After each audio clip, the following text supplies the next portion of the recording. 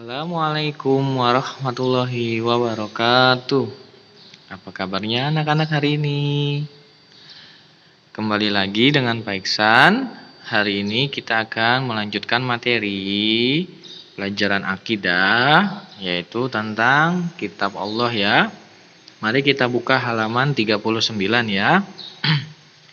Yang selanjutnya itu Al-Quran merupakan kalamullah. Al-Quran adalah kalamullah yang diturunkan dan diwahyukan kepada Nabi Muhammad Sallallahu Alaihi Wasallam dengan perantara malaikat Jibril. Jadi perkataan Allah turun kepada Nabi Muhammad melalui malaikat Jibril. Dan jika dibacanya merupakan ibadah. Jadi kalau kita baca itu merupakan ibadah ya. Nah, mukjizat ya. Jadi Al-Qur'an itu turun sebagai mukjizat. Nah, apa itu mukjizat? Yaitu untuk sebagai tanda bahwa keagungan dan kekuasaan Allah Subhanahu wa taala itu ada ya, dan sebagai tanda bukti kekuasaan Allah itu ada ya. Contohnya misalnya pada zaman Nabi Musa alaihissalam. Nah, pada zamannya itu banyak sekali tukang-tukang sihir. Makanya Allah Subhanahu wa taala memberikan mukjizat kepada Nabi Musa untuk apa? Untuk mengalahkan tukang-tukang sihir tersebut. Lalu Al-Quran itu untuk apa? Untuk membasmi pada zaman jahiliyah ya. Jadi zaman dahulu itu ketika Nabi Muhammad lahir, itu zamannya masih zaman jahiliyah, yaitu orang-orang yang bodoh ya, tidak percayakan Allah Subhanahu wa taala ya. Nah, turunkanlah Al-Qur'an supaya membasmi kebodohan itu sendiri ya. Nah, di sini ada firman Allah Subhanahu wa taala dalam Al-Qur'an surat Al-Maidah ayat 48. A'udzubillahi minasyaitonirrajim. Bismillahirrahmanirrahim. Wa anzalna ilaikal kitaba bil haqq musaddiqal lima baina yadayhi minal kitabi wa muhaiminan alaihi. Nah, artinya dan kami telah turunkan kepadamu Al-Quran dengan membawa kebenaran. Berarti Al-Quran itu benar. Membenarkan apa yang sebelumnya, yaitu kitab-kitab yang diturunkan sebelumnya. Dan batu ujian terhadap kitab-kitab yang lain itu. Jadi Al-Quran ini merupakan penyempurna dari kitab-kitab sebelumnya. Berikut adalah keistimewaannya ya. Banyak sekali tuh, mengajarkan kita akidah atau tauhid, ajaran tentang kepercayaan kepada Allah Subhanahu wa taala, mengajarkan kita bagaimana cara ibadah ya, mengajarkan kita muamalah ya. Muamalah itu apa? Mengenai hubungan antar manusia. Jadi bagaimana sikap kita ya kepada sesama teman, saudara. Terus keterangan mengenai mana yang boleh, mana yang tidak boleh atau yang haram ya. Tuh, menerangkan kita bahwa adanya alam gaib. Tuh, menceritakan umat-umat terdahulu, ada semua di dalam Al-Qur'an. Tafsir ya. Amal-amal soleh ada di dalam Al-Quran. Untuk kebahagiaan apa? Kebahagiaan di dunia dan di akhirat. Jadi kalau di dunia ingin bahagia, kita harus menuju kepada Al-Quran ya. Wah, cara bahagianya gimana? Oh, seperti ini. Saling bersilaturahmi itu menambah kebahagiaan, saling beramal, mengajak beribadah. Nah, itu merupakan kebahagiaan dunia akhirat ya. Selanjutnya yang kedua, nah keistimewaannya dibanding kitab-kitab yang lain ya. Al-Quran itu berisikan 114 surat yang terbagi dalam 30 juz ya. diturunkan secara berangsur-angsur, jadi tidak langsung ya. Sejak wahyu pertama sampai yang terakhir memakan waktu 22 tahun, 2 bulan, dan 22 hari ya. Nah, itu dia keistimewaannya Al-Quran. Surat yang pertama apa? Ayo, ada yang tahu surat pertama Al-Quran diturunkan? Surat yang pertama diturunkan itu surat Al-Alaq ya. Yang ayat pertamanya itu Iqra bismi rabbikal ladzi khalaq ya. Bacalah dengan menyebut nama Tuhanmu yang menciptakan. Nah, itu ya, surat yang pertama kali diturunkan, surat Al-Alaq. Selanjutnya, Al-Quran adalah kitab yang paling sempurna. Tidak ada yang lebih sempurna selain Al-Quran. Berlaku sepanjang masa sampai hari kiamat ya. Al-Quran terpelihara kemurniannya sepanjang masa, tidak bisa diubah dan tidak ada yang mengubah. Dari zaman Nabi Muhammad SAW sampai sekarang tidak pernah berubah. Al-Quran tidak tertandingi, baik segi isi maupun segi lainnya ya. Hebat ya. Al-Quran itu kitab yang paling hebat. Al-Quran sebagai penyejuk dan obat hati tuh, sebagai dari berbagai persoalan lahir dan batin. Jadi kalau kalian ada masalah atau kalian sedang emosi ya, baca Quran pasti hatinya sejuk ya, yang tadinya sakit hatinya jadi sembuh. Seperti itu ya. Di halaman berikutnya, halaman 42, selanjutnya, jika membaca Al-Quran merupakan ibadah ya, minimal setiap muslim membaca surat Al-Fatihah sebanyak 17 kali dalam siang dan malam harinya ketika sholat fardu ya. 17 kali. Kenapa 17 kali? Karena sholat 5 waktu ya, ada 17 rakaat ya, berarti 17 kali membaca Al-Fatihah. Coba kita hitung ya. Subuh berapa? 2. Zuhur 4, sudah 6 ya. Asar 4, sudah 10. Maghrib 3, sudah 13. Isya 4, sudah 17. Tuh ya. Dengan sholat saja kita sudah membaca Al-Quran, yaitu surat Al-Fatihah ya, sudah 17 kali. Selanjutnya, Al-Quran adalah kitab suci terakhir yang semua isinya tidak bertentangan dengan hati nurani dan akal sehat. Jadi isinya itu tidak akan bertentangan dengan hukum, dengan pribadi kita, pasti sejalan isinya ya. Nah, berikutnya dalil naklinya nih. Dalam Quran surat Al-Baqarah ayat 1 sampai 2. Alif Lam Mim. Zalikal kitabul la raiba fihi hudal lil muttaqin. Alif Lam Mim. Kitab dalam kurung yaitu Al-Quran tidak ada keraguan padanya dan merupakan petunjuk bagi yang bertakwa. Siapa di sini yang ingin bertakwa kepada Allah? Rajin-rajin membaca Al-Quran ya. Selanjutnya di halaman 43, pengertian Al-Quran yang maha mulia ya. Secara bahasa, Al-Quran berasal dari bahasa Arab yaitu Quran, di mana Quran sendiri merupakan dari kata Qura yaqur Qur'ana ya. Kata Qur'ana secara bahasa berarti bacaan, karena seluruh dalam isi Al-Quran adalah ayat-ayat firman Allah ya, dalam bentuk bacaan dan berbahasa Arab. Di halaman berikutnya, halaman 44, waktu dan cara-cara Al-Quran diturunkan ya. Waktu diturunkannya Al-Quran kepada Nabi Muhammad SAW itu menjadi 2 periode.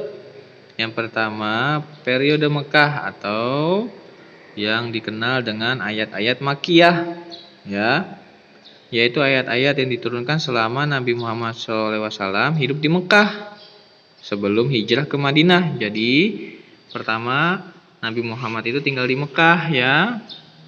Nah, diturunkanlah itu selama 12 tahun, 5 bulan, 13 hari. Tuh ya, sangat jelas ya. Tuh, sudah tahu 12 tahun, 5 bulan, 13 hari. Harus dihafalkan ya.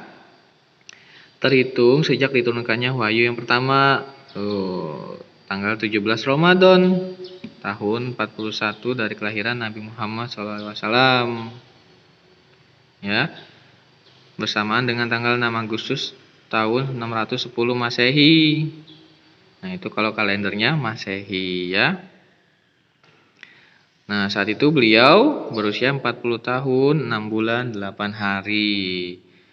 Hingga beliau melakukan hijrah ke Madinah, yaitu pada bulan Rabiul Awal, tahun ke-54 dari kelahirannya. Jadi saat beliau, Nabi Muhammad SAW, hijrah itu berumur 54 tahun, ya. Nah, diturunkannya itu kurang lebih 19 juz, ya, terdiri dari 86 surat dan 4.780 ayat.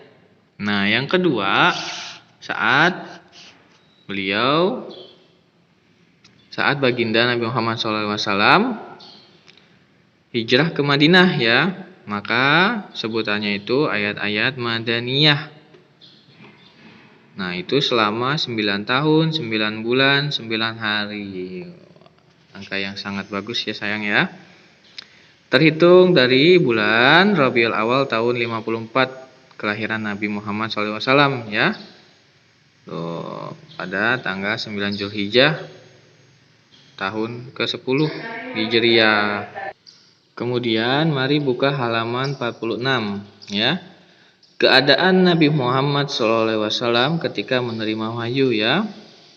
Nah, diantaranya sebagai berikut. 1. Melalui mimpi yang benar. Nah, disinilah wahyu yang pertama kali diterima Muhammad SAW, yaitu sebelum beliau menerima wahyu Al-Quran yang pertama kalinya.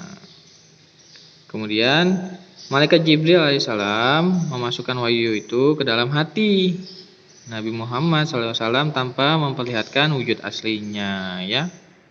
Jadi langsung mewahyukannya ke dalam hatinya Nabi Muhammad SAW. Terus malaikat Jibril alaihissalam menampakkan dirinya kepada Nabi Muhammad SAW dengan rupa seorang laki-laki dan mengucapkan ayat-ayat di hadapannya, sehingga beliau cepat mengetahui dan menghafal ayat-ayat yang disampaikannya itu. Jadi langsung bertemu, ya, dengan malaikat Jibril alaihissalam dan tidak pakai basa-basi, ya, langsung disampaikan kepada Nabi Muhammad. Wahyu turun kepada Nabi Muhammad SAW seperti bunyi gemerincing lonceng. Nah, klining seperti itu, ya. Cara inilah yang paling berat dirasakan sehingga tidak jarang beliau sampai bercucuran keringat. Meskipun wahyu itu turun di musim yang sangat dingin. Dan pada saat itu beliau sedang mengendarai unta. Maka seketika itu unta yang ditungganginya akan berhenti dan duduk karena merasa berat. Jadi ketika ingin diturunkan wahyunya Allah tersebut, maka unta pun yang sedang dikendarainya langsung berhenti dan duduk, ya. Nah, ketika turunnya wahyu itu seperti diserang oleh demam yang sangat keras dan keringatnya bercucuran seperti permata. Setelah turunnya wahyu itu, barulah beliau kembali seperti biasa. Tuh, ya, sangat berat, ya. Bayangkan, ya, sepertinya sangat berat. Selanjutnya malaikat Jibril alaihissalam turun membawa wahyu kepada Nabi Muhammad SAW dengan menampakkan wujud aslinya. Tuh, ya. Kejadian yang seperti ini terjadi 2 kali. Tuh. Dalam Quran surat An-Najm ayat 13 dan 14, ya.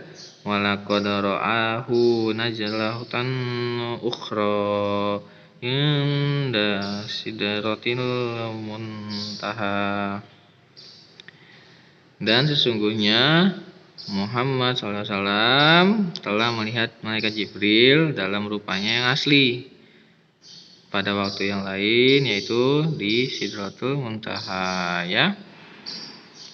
Kemudian Nabi Muhammad SAW menerima wahyu dengan secara langsung dari Allah Subhanahu Wa Taala tanpa melalui perantara malaikat Jibril. Saat apa? Saat beliau melaksanakan Mi'raj, ya.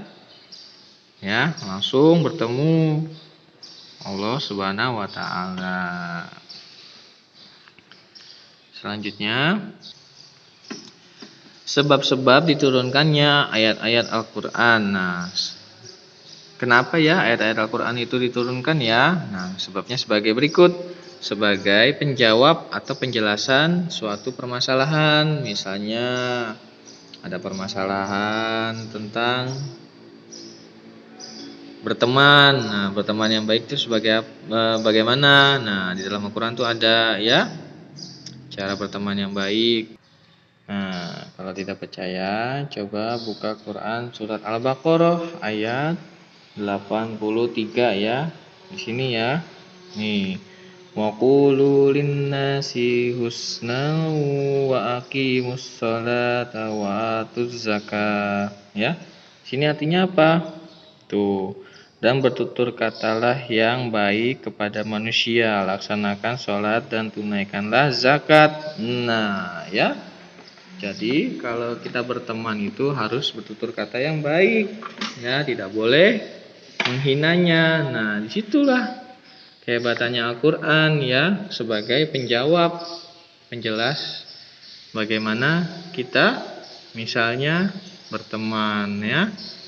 Di Al-Quran surat Al-Baqarah tadi ada ayat 83 ya. Dan bertutur katalah yang baik sesama manusia. Nah, itu dia jawabannya. Kalau kita ingin berteman harus bertutur kata yang baik. Sekarang percaya ya bahwa Al-Quran itu memiliki sebab kenapa diturunkan ya. Selanjutnya nih ya, yang tadi Bapak sebutkan permulaan dan akhir turunnya wahyu Al-Quran. Tuh ya. Formulanya itu yaitu surat Al-Alaq ya, ayat 1 sampai 5. Nah, ini contohnya ya. Tuh. Iqra bismi rabbikal ladzi khalaq, khalaqal insana min 'alaq. Nah, bacalah. Ya, sudah saya jelaskan ya. Nah, itu dia.